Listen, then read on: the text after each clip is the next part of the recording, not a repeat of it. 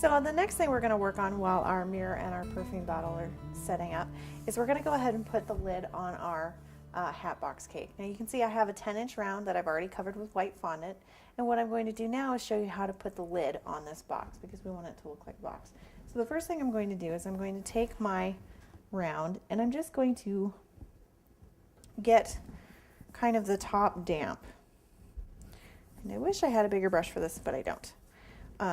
We're just using plain water here. You don't need anything more spectacular than that. And you're not looking to get it soaking wet, you just want it to be sticky.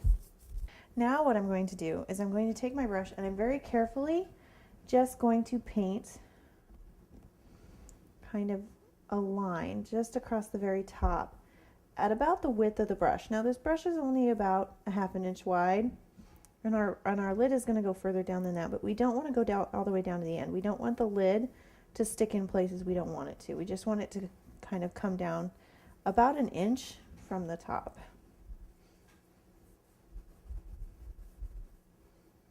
Okay, and now we can just set this aside while we roll out our fondant.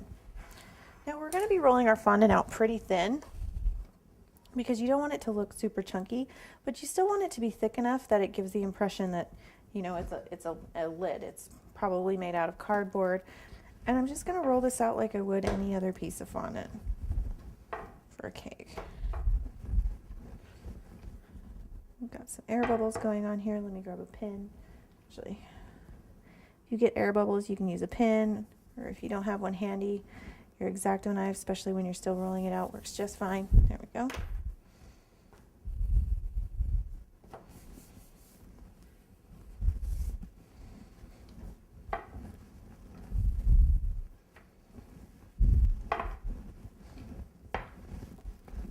All right, now when you have it rolled out and it's at the thickness you want it at, this is somewhere between an 1/8 and a 1/16 of an inch. Just gonna, let's pull our fondant this way. You're just gonna put it over the top of your cake just like you would if you were covering your cake. Stick it down, make sure you don't have any air bubbles. See how there's that big air bubble there? Work the air out to the edges. You can't get them all out, that's okay, that's what pins are for. And you can use a fondant smoother here if you like. I find that for this particular project my hands work just fine. See, there's a big air bubble there, so I'm actually going to use, I don't have a pin. There we go. So you have a couple of options right here at this particular juncture. You can grab your knife, your paring knife, and you can eyeball it. And if you're really brave and you've got a really steady hand and you know you're comfortable with yourself and your turntable, you can just go ahead and cut it by hand. I want this to be pretty exact though, so what I'm going to do is I'm actually going to grab my ruler here and I'm going to measure down about an inch from the top. So I'm just going to kind of put it on that top corner and then just put a little mark on my fondant.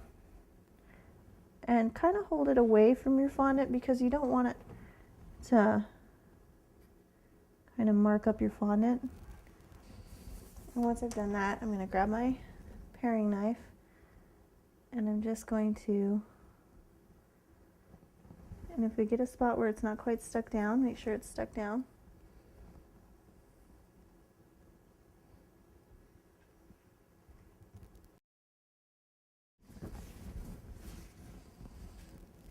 Now all I'm going to go do now is I'm just going to take a little bit of my water and in places where it hasn't quite stuck down, I'm just going to go and stick it down and make sure that I don't have any elephant skin, that I have a nice straight line. You can see kind of got off a little bit here. You can trim off the extra. There we go. All right, and now our hat box has a lid.